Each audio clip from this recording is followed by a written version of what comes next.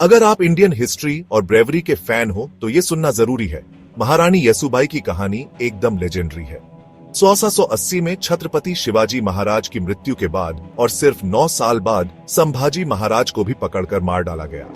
अब मराठा साम्राज्य का भार संभाजी महाराज की 30 साल की पत्नी महारानी येसुबाई के कंधों पर आ गया। जब जुल्फिकार खान ने मराठा राजधानी रायगढ़ को घेर लिया और राजघराने को फंसा लिया, तब महारानी येसुबाई ने एक बहुत बड़ा फैसला लिया।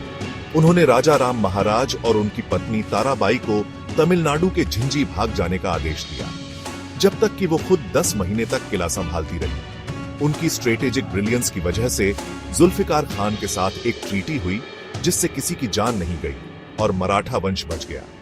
उनकी बदौलत राजा राम महाराज, ताराबाई और युवराज शाहू जैसे आगे के हीरो बच गए। महारानी येसुबाई की ब्रेवरी और लीडरशिप ने मराठों के जज्बे को जिंदा रखा। जय भवानी, जय शिवाजी।